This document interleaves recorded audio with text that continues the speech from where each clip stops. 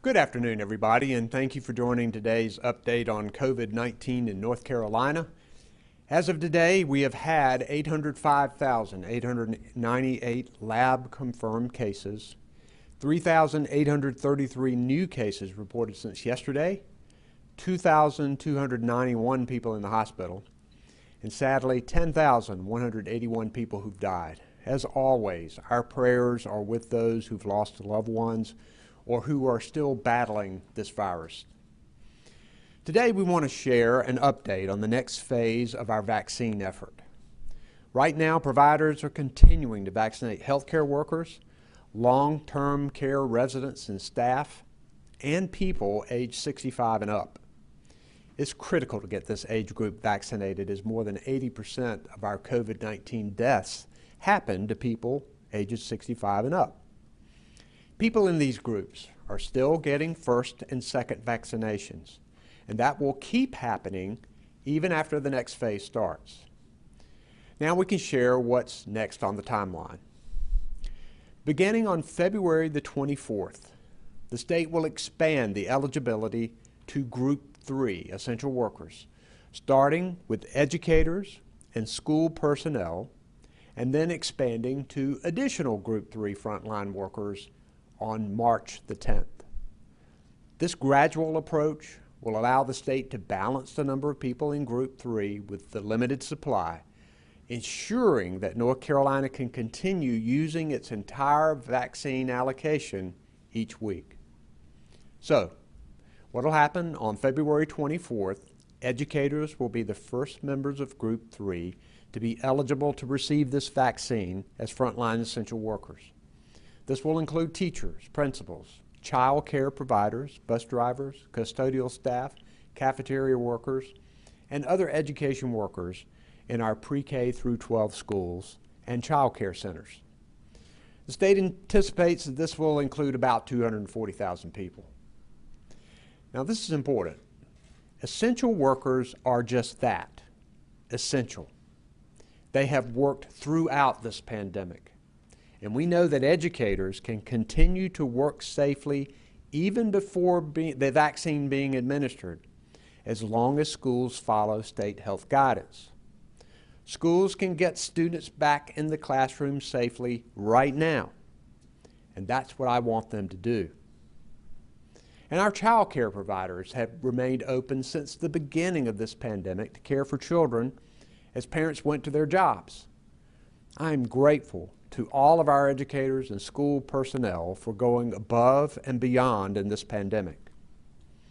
Starting with a smaller number of Group 3 frontline essential workers helps providers streamline vaccine distribution effectively and efficiently.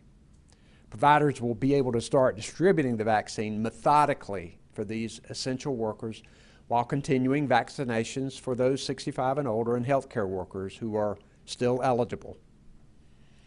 Moving to the next phase is good news. The challenge continues to be the very limited supply of the vaccine.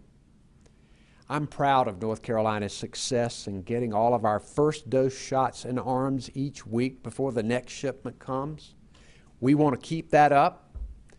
As of last night, the state has administered almost 1.5 million vaccines, and we're continuing to push for more. Yesterday, the Biden administration told governors across the country that each state would receive 5% more vaccine, which amounts to about 7,500 more doses, 7,500 more doses in North Carolina this week. The more vaccines we can get, the better off we are, and we're going to keep pushing for that every day. Now, I know that people are frustrated and more than ready for their vaccine. Everybody should get one, and it's important. And I know a lot of people want to be next. I look forward to the day when it's my turn. I appreciate the hard work of our healthcare workers across the state to quickly and fairly get these shots into people's arms. In the meantime, there are still steps we must take to keep ourselves and each other safe. You've heard us say it many times before, but it's because it matters so much. Wear your mask anytime you leave your house. Stay 6 feet apart and wash your hands. If we double down on our prevention efforts, we can save more lives even before vaccines help us turn the corner on this pandemic. And I want to recognize our Secretary of the Department of Health and Human Services, Dr. Mandy Cohen. Dr. Cohen.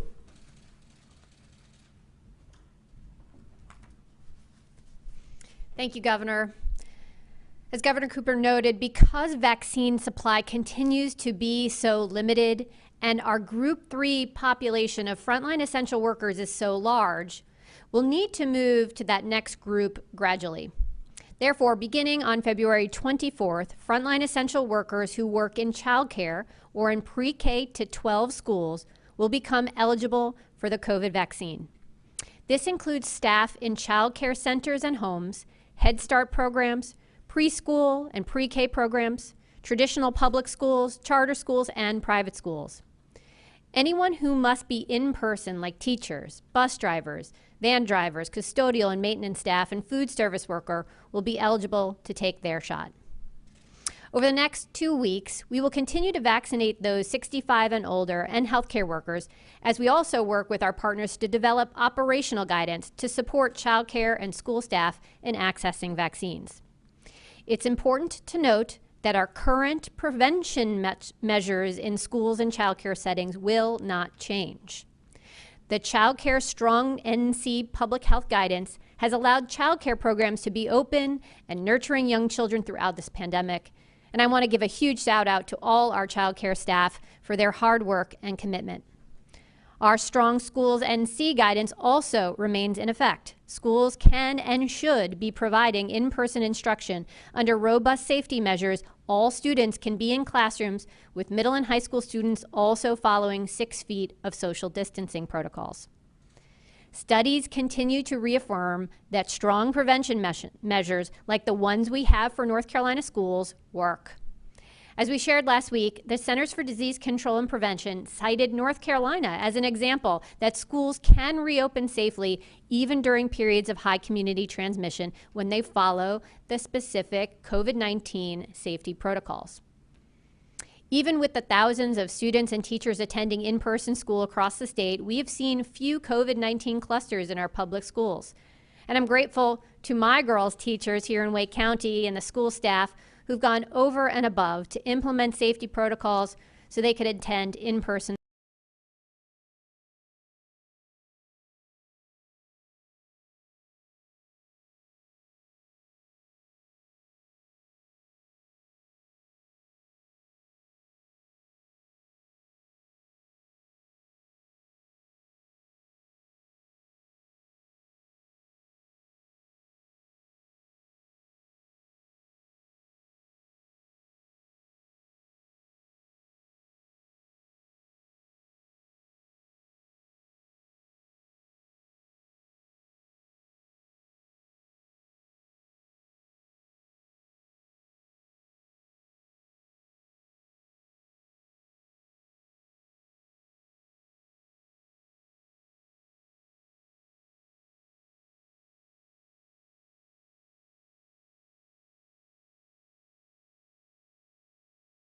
Are our sign language interpreters.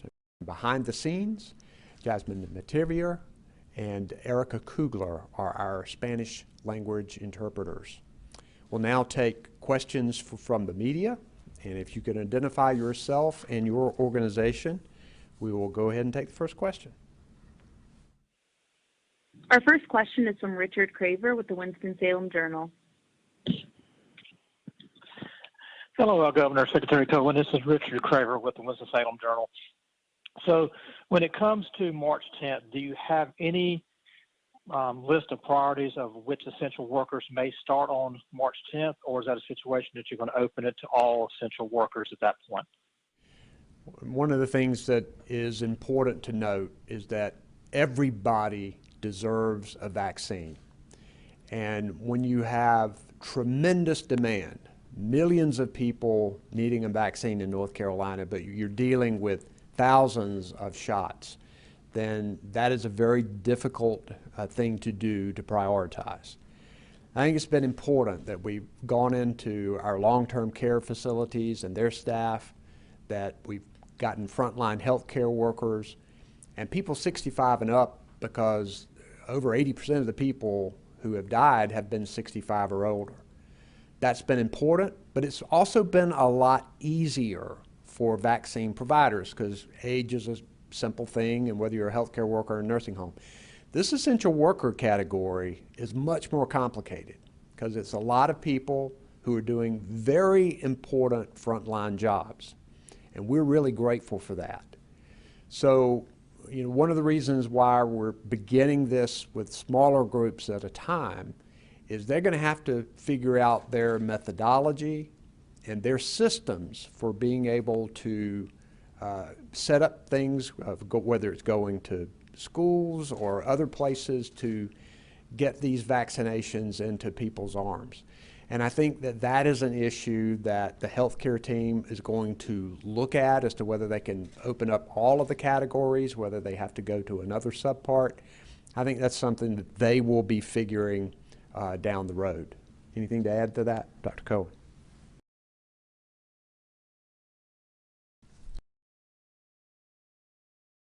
And I could keep saying the supplies are incredibly limited. And so we will see how supply looks as we move over the next number of weeks. Now, the Biden administration has given us slightly more vaccine each and every week. And we know that the FDA is now reviewing a third vaccine. So we're hopeful that we'll be able on March 10th to make more of our frontline workers eligible, but we really have to look at the supply at that time and then make further decisions. We know we're going to start with the groups we announced today, our teachers and our child care workers and other support staff in our pre-K to 12 schools. But then again, we really need to be looking at our supply to make sure that we can meet the demand that is out there. Thank you.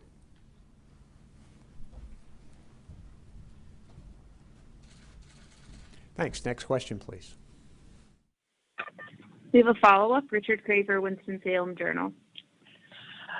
One quick follow-up. Of the list that we've been using for the essential Group 3 workers, has any of that changed related to today's announcement in terms of the categories? No, it has not. We're continuing to operate off of the same system. We've stuck very closely to federal guidance, and we know that federal guidance has changed a lot over the last few months. But what we're trying to do is to set these dates to give our providers the time to operate.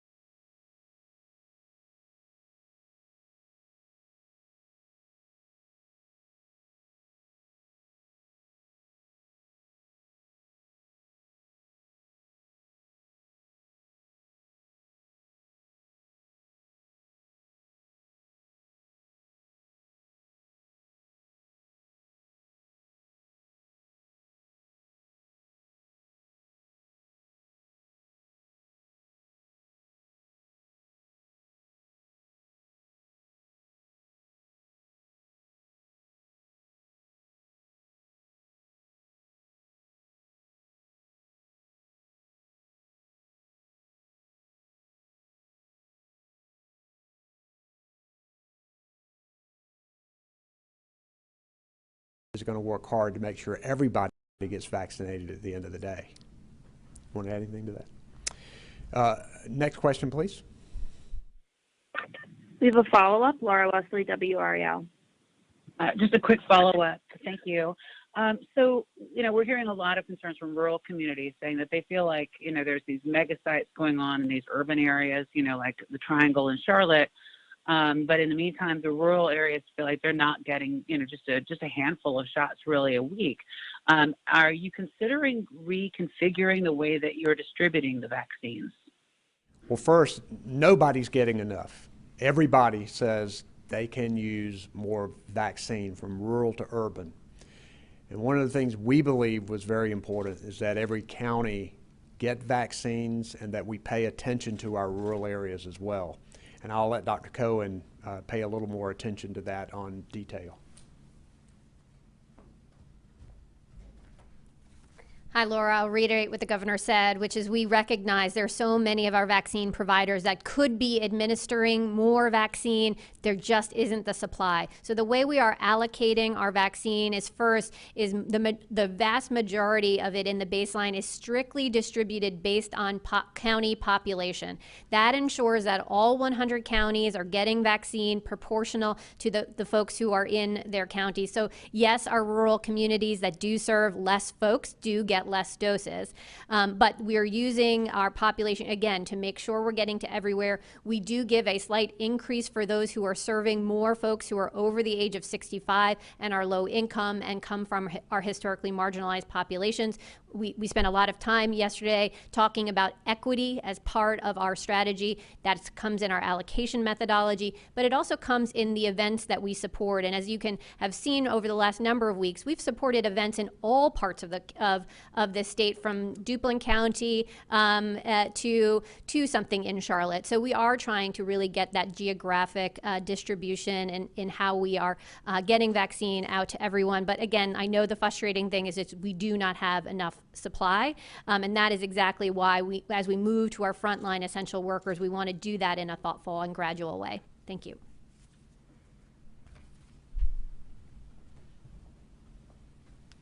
Thanks. Next question, please. Our next question is from Laura Lee with Carolina Public Press.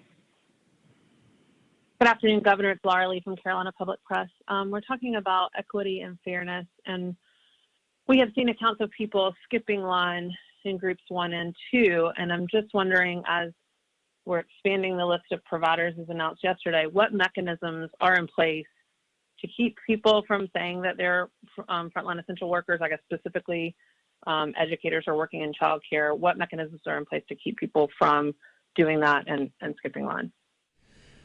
Well, first, the state is allowing locals some flexibility, and we've seen a lot of situations, particularly with this vaccine requiring cold storage and the fact that once you take out a bunch of it, you have to put it in people's arms before it goes bad. And the state has continued to say to them that, look, we want you to make sure that you get vaccines in people's arms.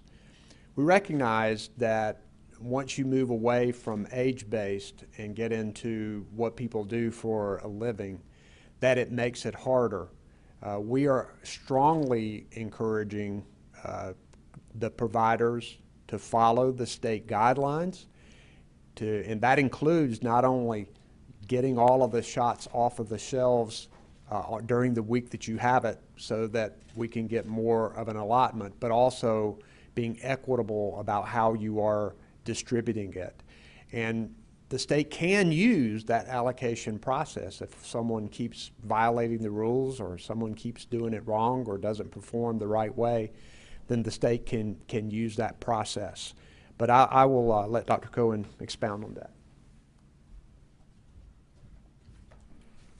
Hi, Laura. As you may remember, a number of weeks back, the governor and I asked the boards of medicine, nursing, pharmacy, and others to work with us to develop a process for anyone who was having egregious violations of these prioritization protocols. So we do have a process in place, and so if folks are seeing any reports of flagrant violations of skipping the line, you can report that to our team. We will go through a process of investigating that, and if need be, circling back with both that provider provider for whether is it just education that they need, or is there something more, as well as working closely with our boards, as I said, of medicine, pharmacy, nursing, and others to make sure if there's any other additional action that needs to be taken, that we will.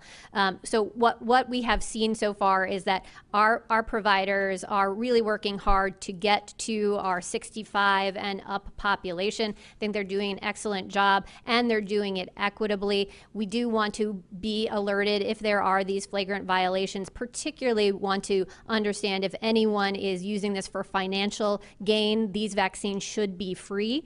And so if anyone is doing any sort of selling of these vaccines or selling a place in line, that is certainly something you want to flag to our department, and then we would be investigating that. Thank you.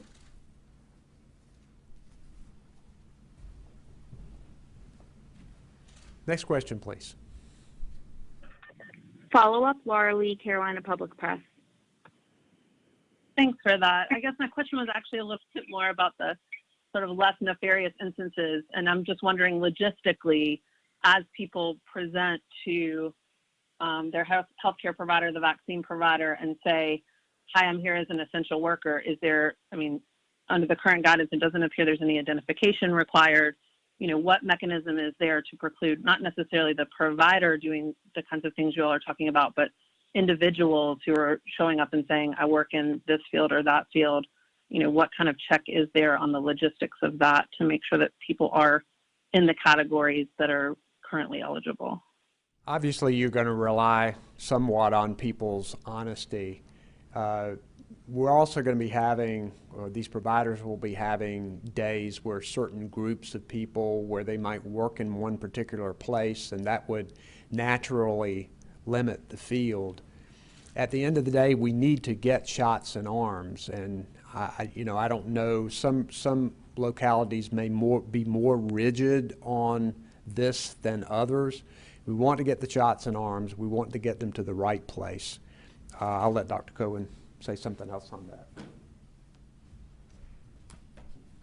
Just one more piece on this, Laura. The other way in which we're actually using some of our operational tools, sort of as the governor was saying, is that as we work with frontline essential workers, obviously they have an employer, and that allows for a partnership between the vaccinating provider and the employer who can identify their employees. So I think those partnerships will be helpful. We'll have a portal that will allow employers to upload and pre-register their employees. So I think there are going to be some of those functions that will help. But again, I think we are asking folks to understand that we have very limited supply, to really abide by these prioritizations. Everyone will get a shot, but we have to use these prioritizations given that the low supply that we have. Thanks.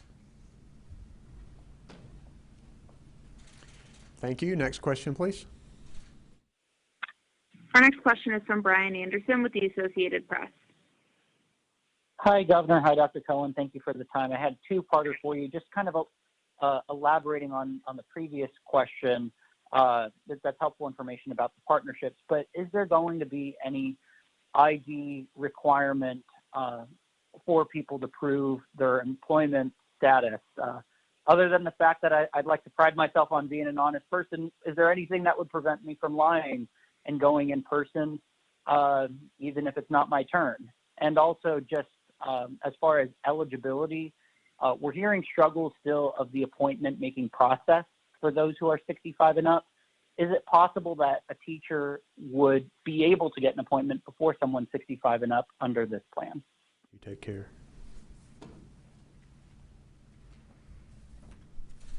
Hi, Brian. Right now, we do not have an identification requirement. Again, we want to make sure that we are moving things along with speed and equity here, and that is what we intend to do. So there's no ID requirement, but you may have to show identification in a particular location depending on that provider. As far as the appointment process, we know that this can be frustrating for folks, and again, it's often because there's just not enough supply, not enough appointments. But I know that we're getting better and better week over week at being able to streamline the kinds of ways in which folks are getting appointments. We continue to look into the future for how we can do better at streamlining appointments as we go forward. Thanks. Next question, please. Our next question is from Dawn Vaughn with the News and Observer. Hi, Dawn Vaughn with the News and Observer. Can you explain why you changed course on this now, moving teachers to the beginning of Group 3 when, of course, child care workers have been in person this whole time and other of these essential frontline jobs? And then when that opens to them, will a 65-year-old still get the first available appointment, or are they just in that same pool with everyone else in Group 3 once that starts? A lot of that depends on the provider. All the way through, we're going to continue vaccinating people who are 65 and over. I think providers know that they are a priority because they are at greater risk of death. As this vaccine process has gone along, I think providers have figured out that when you have a methodology and a process, that things can go more smoothly. And I think there has been concern about all of these essential frontline workers in a big group in Group 3 all of a sudden crashing into the system, that would be problematic. So I think the vaccine team, everybody together, thought that it would be positive to take a subgroup of the frontline essential workers and begin that subgroup earlier in order to make sure that the process of doing this was working, because it's different from age, and also you're going to be dealing with employees at certain businesses, at schools, at child care centers, and to have this 2 weeks to get that set up, I think will be positive, and then they will be able to move to other frontline essential workers. Next question, please. Follow-up, Dawn Vaughn, News and Observer. Hi, thanks for the follow. So is the timing of this related to urging schools to open under Plan A or B? And then when the educators and everyone that works in the school building are able to be vaccinated, are there going to be central county sites to make sure that that's done easily logistically for all of them? First, it's important to note that the research and the scientific and health evidence shows that you can safely have students in the classroom as long as the safety and health protocols are followed, even without vaccinations right now. And it's one of the reasons why Dr. Cohen and I and the health team have been encouraging local school systems to begin getting our students back into the classroom in a safe way. And since that announcement, we've seen a number of local school systems that have begun to set dates and put the processes in place to get the students back in the classroom following the healthcare protocols. At the end of the day, we want everybody vaccinated, and we want all of the workers vaccinated. But these people who are in frontline essential jobs are doing just that, essential jobs. And they're out there right now, and all of them need to be taking safety precautions. And we're encouraging employers for them to take safety precautions, even not being vaccinated. But as soon as we can get everybody vaccinated, the better off that we will be. And that's why we're continuing to fight for supply, while we have set up, I think, an efficient system to get this out as quickly, effectively, and equitably as we possibly can. Thanks. Next question, please. Our next question is from Dewan Hogard with WTVD. Good afternoon, Governor and Secretary Cohen. Dewan Hogard with WTVD. Just in terms of logistics, are we going to see teachers and other educators be vaccinated at their schools or at their respective districts? I feel like that would probably perhaps eliminate on any sort of dishonesty for someone who does not belong in that group. And have you guys looked at that? And if so, what would be the plan for that? This is one of the reasons why we're giving this notice about before it starts on February 24th. It'll be a combination of all of that, but I'll let Dr. Cohen talk about that specifically. Thanks, Dewan, for that question. And yes, over the next number of days, we have started looking at operational guidance, but we certainly want to make sure that we're getting input from our schools and our child care workers, as well as our vaccinating providers. And I think there's going to be a range of ways in which folks partner to do this work. I think sometimes there will be opportunities to go on site to the school itself. Others, they'll create a teacher day or a child care worker day. And we want to make sure we're facilitating partnerships. I know we intend to make sure to, for example, use our Smart Start infrastructure that already works very closely with our child care providers, and I want to thank them for continuing to work throughout this pandemic. So I think those will help us in these operations here, but I think there'll be a number of ways in which folks will ultimately be able to access vaccine, and we have, as the governor said, it was important to make the announcement today so we can get that work underway. We still have 2 weeks ahead of us of vaccinating those who are 65 and up, and I want to reiterate that just because folks become eligible on February 24th, it does not mean that that is the day you're going to get an appointment. And in fact, our vaccinating providers may already be thinking and have longer wait lists for folks who are 65 and up, and will continue to vaccinate our 65 and up population. So we know this is going to be a gradual process. We know the supply is low, and you'll see different ways in which teachers and child care workers are going to access this vaccine. Thanks. Next question, please. Follow-up, Dewan Hogard, ABC 11. Thank you. And just to be clear, does that mean that there is not a specific plan in place just yet for how that will be handled? And then additionally, with the 240,000 that you mentioned earlier, and also the number of people 65 and up who have yet to be vaccinated, do you guys have a target date in mind for when you see both of those groups being fully vaccinated? There are plans being made right now to make sure that those essential workers and others can be vaccinated. But I'll let Dr. Cohen talk a little bit about the targets.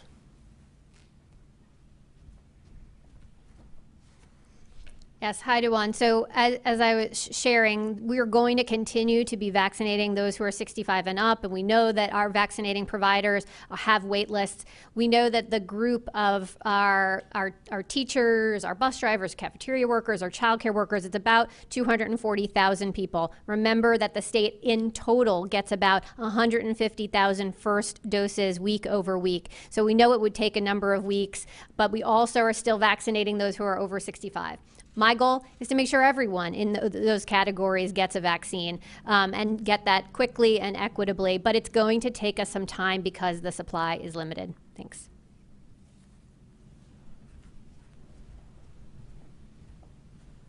Thanks. Next question, please.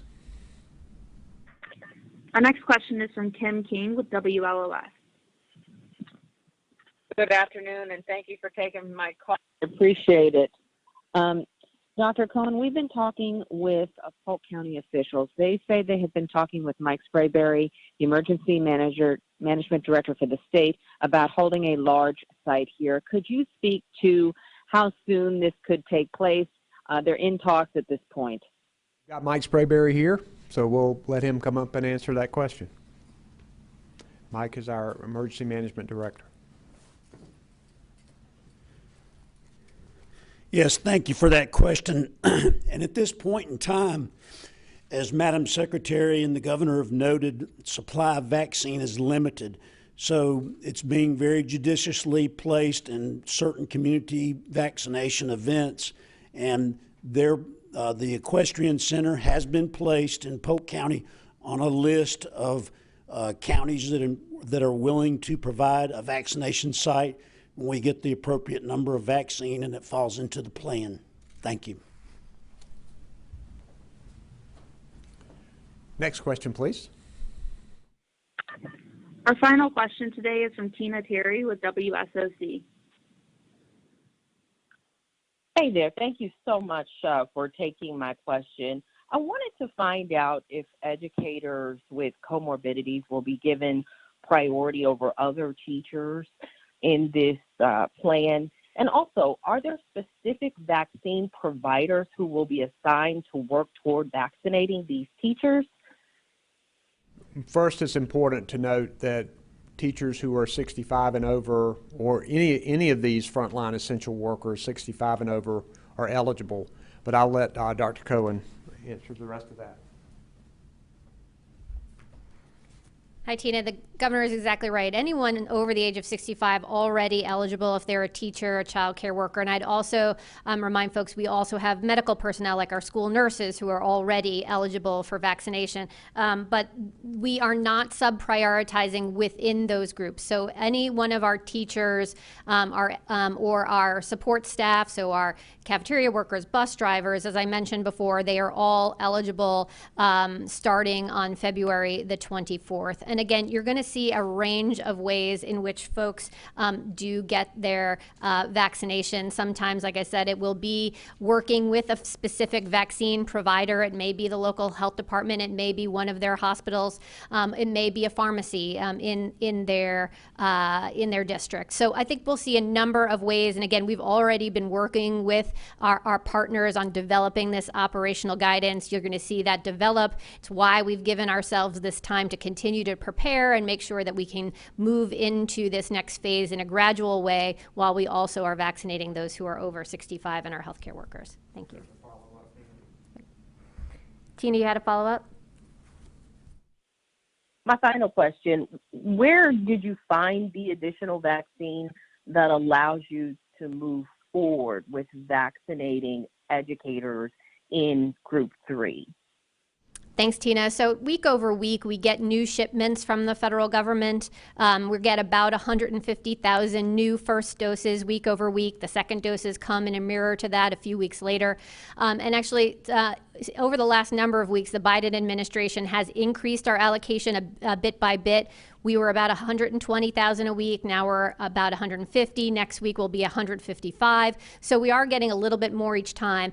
The additional piece here is we are hopeful that a third vaccine will be reviewed and approved by the FDA soon. That could certainly also increase our supply of vaccine just at a time where we definitely need it. We want to get to more people. So we're looking forward to having more supply. As the governor continued to mention, he is advocating all the time to the federal government to make sure we can have more vaccine here. The CDC has represented that North Carolina is vaccinating at a very quick rate. We have used more than 90% of our first doses week over week over week. And that's what we're going to continue to do because we need more supply here. Thank you.